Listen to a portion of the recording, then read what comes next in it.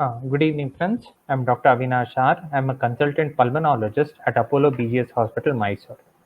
I'll be speaking about difficult to treat asthma. First and foremost, I thank KPA for allowing me to speak about the topic. Asthma constitutes a very important part of our clinical practice. Almost, say, 20 to 30% of our patients are asthmatics. Once a person with asthma ends up coming, usually they fit into step 2 or step 3, and once you start them on some treatment, they usually get better. This is always not a rosy picture.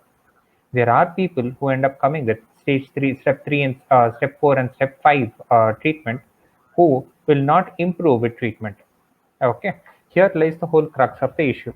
Difficult to treat asthma is a practical issue, and the talks before have dealt about what are the newer biologicals that are available with treating asthma, and also with respect to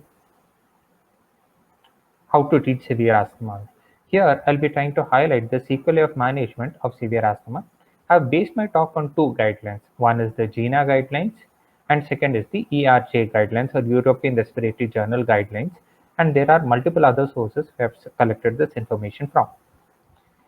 See, if there are 100 patients, and I'll deal it with the following headings. One is the definition, algorithmic sequence of evaluation, and the take-home message. Okay. If there are 100 patients of asthma, at least 24% would require step 4 treatment. Step 4 treatment is ICS LABA, which is a high dose ICS, LAMA, and oral corticosteroids for maintenance. And out of this 24%, 17% will be difficult to treat asthma. So usually a person with asthma ends up coming, and we end up having a look at the patient, and we see whether their symptoms are controlled or uncontrolled. So uncontrolled asthma basically tells us or includes one or both of the following. One is poor symptom control, that is frequent symptoms or reliever use, activity limited by asthma, night awakening due to asthma. Okay. Secondly is frequent exacerbations, that is more than 2 per year requiring oral corticosteroids, or serious exacerbations that require hospitalization. This group of uncontrolled asthma is an indicator for us to change the medicines or look into matters that can help the patient. There is a subset of uncontrolled asthma which is called as difficult to treat asthma, which almost constitutes around 17% of the 24% who require step 4 or step 5.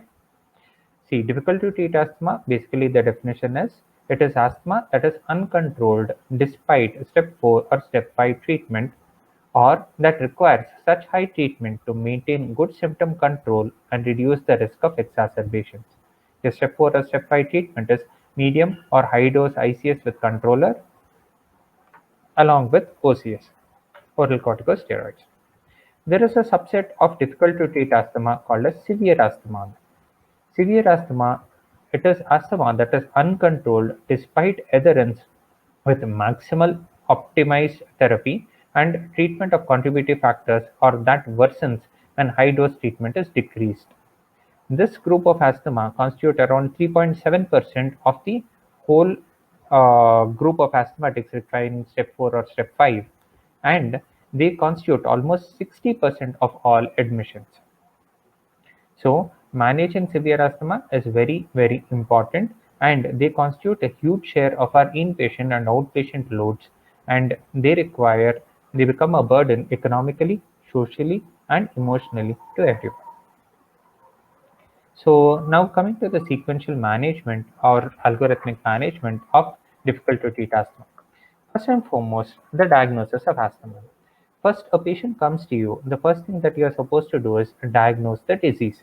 So, diagnosis of asthma basically is on two parameters, and one is your history and physical examination, which will help you to come to a diagnosis, and second is spirometry.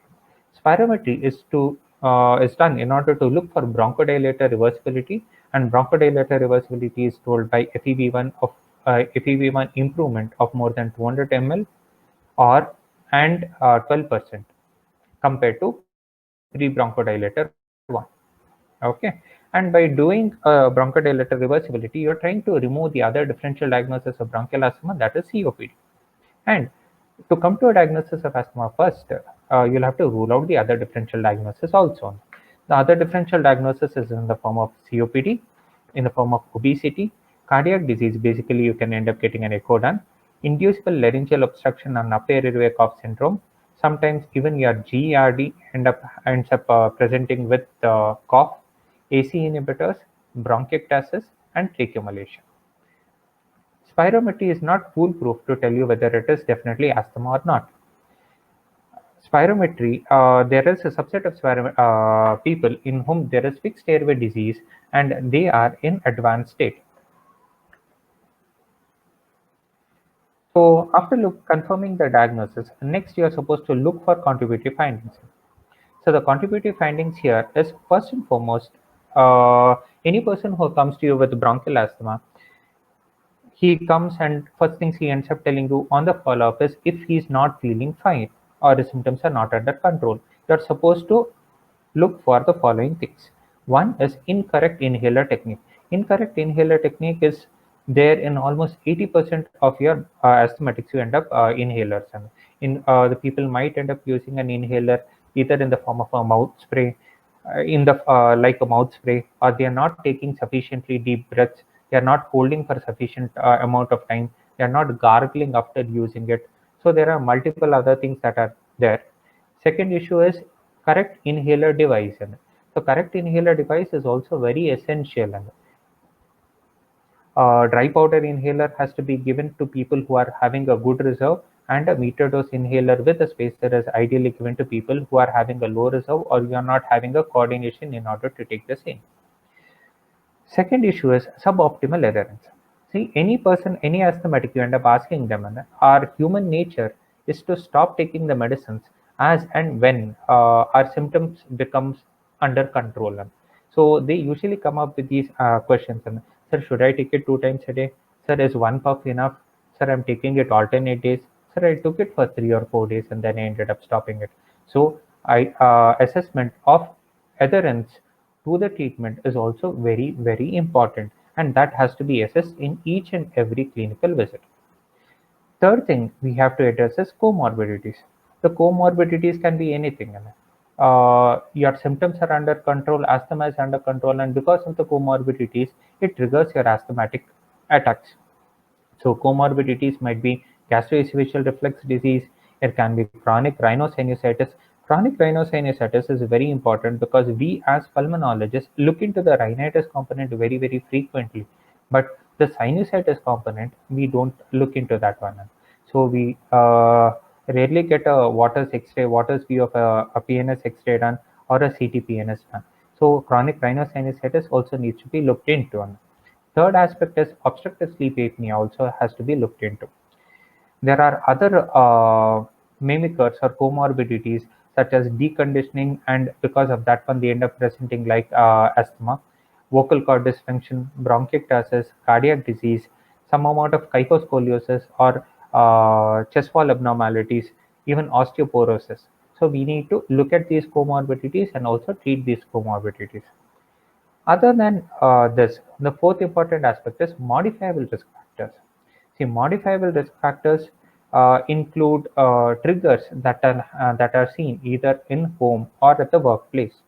In home, it might be triggers can be either smoking, environmental exposure, allergen exposure if sensitized to that one.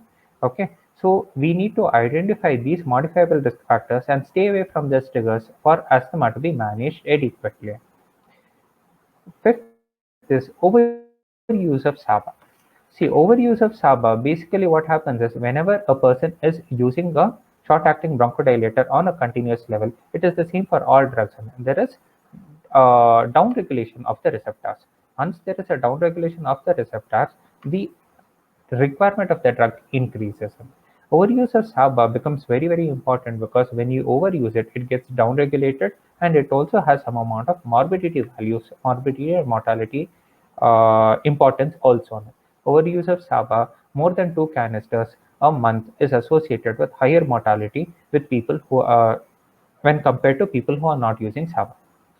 There are medication side effects like people who are on long-standing oral corticosteroids. There are side effects that come because of that one. And when you stop these medicines, usually what happens is they lose their drive. So people are so used to oral corticosteroids that when you end up stopping it, people become anxious, depressed. They feel that they are not able to cope up with the disease, and they do not have so much faith in your inhalers when compared to your oral corticosteroids. So medication side effects also needs to be addressed. Patients who are on oral corticosteroids needs to be slowly tapered and stopped, and then started on and simultaneously started on inhaled corticosteroids. There are other aspects like anxiety, depression, and social difficulties which we'll have to address in each and every outpatient visits and try to manage it. So when a person is not having adequate control, what we do is we take one step back in order to look for all contributory factors and take two steps forward, one in optimizing the management and reviewing the response. So how do you optimize the management? First and foremost and most important is asthma education. People who do not know about the disease, they are more fearful. It is the fear of the unknown that causes most of the worsening of the symptoms. So asthma education becomes very important, and each and every person should have a self-management plan. Self-management plan about how they need to manage things, how they need to increase the dose of inhalers, and when they are supposed to come to a hospital when they are having an attack. So asthma education is very important with regards to the disease, with regards to the treatment, and with regards to what needs to be done when they are having these sort of symptoms. Second thing is optimize the treatment. Usually, step 2 and step 3, you will end up starting medium dose inhaled corticosteroids. So, optimizing the treatment is by increasing or giving a trial of high dose inhaled corticosteroids, or you can end up adding a second form of a maintenance therapy like a LAMA, or you can end up having a leukotriene modifying agents.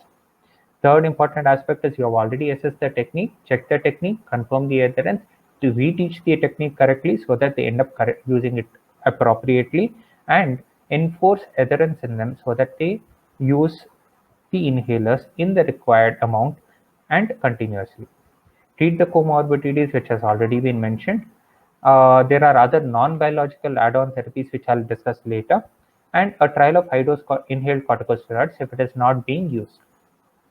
So this is one step forward. Subsequently, what you end up doing is review the response. Okay, reviewing the response has to be done after 3 to 6 months. Okay, the review the response, you end up looking at symptom control, how many times they are using the inhaler, reliever medications, and whether they are able to cope up with their lifestyle, and how many times have they got exacerbated to an extent that they are requiring oral corticosteroids, or they are requiring increased dose of their reliever medications. So this review has to happen after around 3 to 6 months. The review can be clinical, or sometimes even you can get a pulmonary function test done. Okay, after reviewing the response, there are only two parameters here.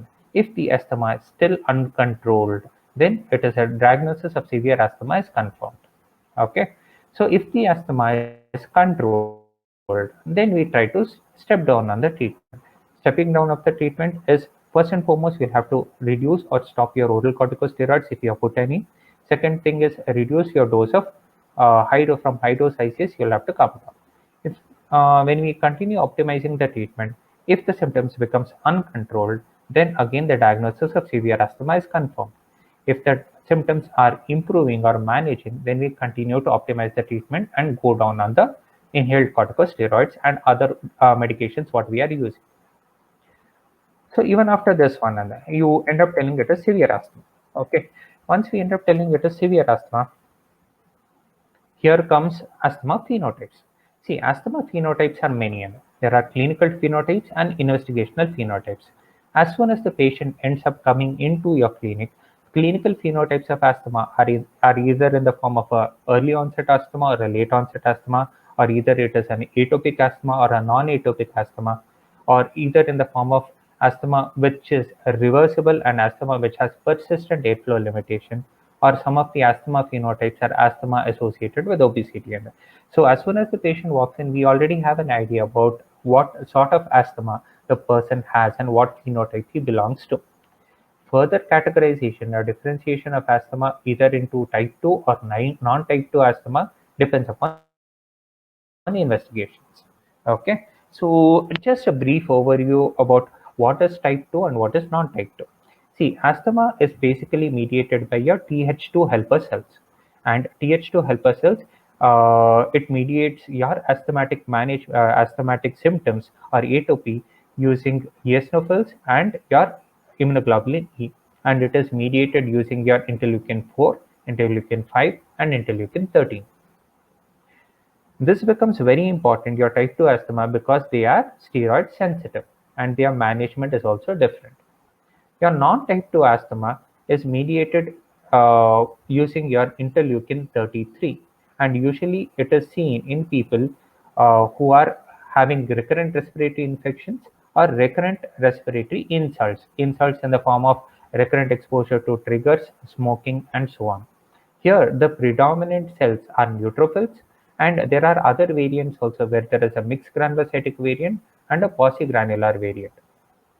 So how do you come to a diagnosis whether it is a type 2 or a non-type 2 asthma? It is based on the following four tests. One is blood eosinophil levels of more than 150. More than 150 has been taken from the GINA guidelines, but considering our Indian population, 150 becomes a very lower limit and almost all will be over than 150. So a level of around more than 300 should be better. FeNO of more than 20 parts per billion, sputum eosinophils of more than 2%. Sputum eosinophils again is a very subjective thing. It is done in centers which are doing it regularly, and it is highly skill associated. Fourth important aspect is allergen driven asthma and need of maintenance OCS. It is not just sending these investigations, it is when to send these investigations are also important. Repeat blood eosinophils and FeNO has to be done on the lowest oral corticosteroid dose or the lowest inhaled corticosteroid dose, and they have to be repeated once, twice, or even thrice in order to come to a conclusion. Based on this, you end up telling whether it is a type 2 or a non-type 2 asthma. Okay, so even after confirming whether it is a type 2 inflammation or a non-type 2 inflammation, first and foremost, the trial will always be towards non-biologicals. Okay, so if it is a type 2 inflammation, what we do first is look for the inhaler technique and look for the adherence. Increase the dosage of inhaled corticosteroids for around 3 to 6 months. Look for affordability of the biologicals and keep it as a background. Sometimes most of the times what we end up doing is we end up adding a LAMA, we end up adding a leukotriene receptor antagonist, or sometimes even we end up giving some macrolides. Some of the differential diagnosis what we'll have to think at this time is your aspirin sensitivity, ABPA, chronic rhinosinusitis, associated nasal polyposis, and atopic dermatitis. And in such situations, we'll have to end up managing even those symptoms also, those differential diagnosis also, for optimal management of asthma. In non-type 2 inflammation, what we need to do is reassess the diagnosis. And as I told you, non-type 2 inflammation can be because of continuous exposure to triggers, either in the form of smoking or allergens. So non-type 2 inflammation, we'll have to avoid exposure to smoke, identify the allergen, which can be done using a skin prick test, identifying the allergen. If there are allergens which can be avoided, we'll have to try to avoid them. It holds good even for type 2 inflammation. And investigations either in the form of sputum induction or bronchoscopy to reassess what is the cell type that is seen in the sputum, whether it is neutrophils predominant, whether it is paucigranular, whether it is mixed granulocytic, or whether it is eosinophilic. Then again, add-on treatment in the form of tiotropium or macrolides, low-dose OCS, and even bronchial thermoplasty in worst-case scenarios. So this table, I think so, is much better when compared to the GINA table in order to get to know about the endotype biomarkers and how to end up using the medications. Okay, so what happens is European Respiratory Journal, they end up dividing your asthma into T2 high asthma and T2 low asthma. So T2 high asthma basically has atopy, immunoglobulin levels of more than 100, FeNO of more than 30 parts per billion, blood eosinophils of more than 300, and sputum eosinophils of more than 2%. And your low T2 asthma has atopy negative, Ig levels of less than 100, FeNO of less than 30, blood eosinophils of less than 300, and sputum eosinophils of less than 2%. So your T2 high asthma can be divided into two. One is your allergen predominance asthma and eosinophil predominance asthma, and also a mixture of them. So that is allergen eosinophilic overlapping. Okay, and allergic bronchopulmonary mycosis. Your allergen predominant asthma, usually what happens is your allergen predominant asthma. Okay, allergen predominant asthma is your asthma which is associated with atopy, which is usually associated with allergic rhinitis, which is usually mediated using your IgE. Blood eosinophil levels may be less than 300, maybe more than 300. In such patients, omalizumab is very beneficial. Omalizumab is usually given in the dosages is indicated in people more than 6 years old. Dosage is weight based. It is given 2 weeks or 4 weekly. Ideally, it is given once every 4 weeks. It is given for 4 months and then assessed for response. Okay, so and oral corticosteroids, both of them are beneficial in your allergen predominant asthma. In your eosinophil predominant asthma, you end up using your interleukin 5 antagonist or interleukin 5 receptor antagonist. Your interleukin 5 antagonist, usually that is given in people who are more than 12 years of age, is mepolizumab. It is given at a dosage of 100 milligram subcutaneously and every 4 weeks. It is given for 4 weeks, 4 months, and then it is assessed. uh, Interleukin receptor antagonist that is given as benralizumab. I think it is usually given in 30 milligrams subcutaneous dosage every 4 weeks for 3 weeks, and then weekly every 8 weeks for the subsequent for till 4 months. And in people who are more than 18 years of age, what is given as Reslisumab. It is an interleukin 5 antagonist. It is given 3 milligram per kg body weight every 4 weeks. Eosinophilic predominant asthma, it is beneficial to give in anti-IL-5 or anti-IL-5R medications along with oral corticosteroids. And there is an overlap of allergic or eosinophilic overlap where either your omalizumab or a mixture of anti-IL-5 can also be given. If there is allergic bronchopulmonary mycosis, allergic bronchopulmonary mycosis is identified by fungus-specific IgE or a skin prick test, sometimes even a bronchiectasis, and blood eosinophilia which is increased and markedly elevated IgE. In such people, oral corticosteroids is given and antifungals may or may not be required. Omalizumab is one of the indications that is being used for allergic bronchopulmonary mycosis also. uh, in people who are having T2 low asthma. In people with T2 low asthma, what you end up doing is either they can be in the form of a neutrophilic asthma or a quasi-granular asthma. In a neutrophilic asthma, usually what happens is your sputum neutrophils will be more than 60% and blood eosinophils will be less than 200. In people in whom blood eosinophils is less than 200, there is an indication for macrolides for immunomodulation. The macrolides, it is again a query topic as such. People end up using different regimens for macrolides. Some end up using alternate day treatment for around 3 months. Some end up using every week, the first week of the month for the every month, and so on. In people who are smokers, there is definite benefit of using LAMA agents like a tiotropium or a glycopyrronium. In asthma associated with the remodeling, bronchial thermoplasty is very important because it helps in reducing your smooth muscle mass in your airways and thereby preventing causing bronchodilation. Or in whom there is a fixed airway obstruction, LAMA is very beneficial. Okay, in people who are having obesity related asthma, weight loss or bariatric surgery is very important.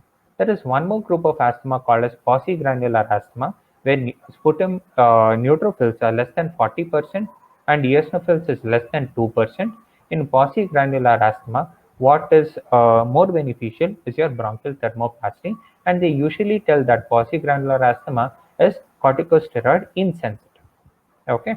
Now coming on to add-on or biological type. This is a GINA. This table has been taken from GINA guidelines, and this also shows the same thing itself. Okay. Now You are giving biologicals. If you are giving biologicals, you are giving for usually till 4 months, and you reevaluate every 3 to 6 months. If your biological response is good, then definitely you can continue, reduce and stop your oral treatment. Oral treatment is usually your oral corticosteroids, which has to be slowly first stopped, and then you end up stopping your other add-on agents like your theophylline, your montelukast, and so on. And inhaled corticosteroids, you can gradually taper it from a high dose inhaled corticosteroids to a medium dose inhaled corticosteroids, but corticosteroids should never be stopped. If your biological response is not good, okay, you assess the biological response after 3 to 6 months. If the biological response is not good, one, you can stop the biologicals. Second is, again, review the whole basics, look into where you have gone wrong with regards to your inhaler technique, your adherence, and so on.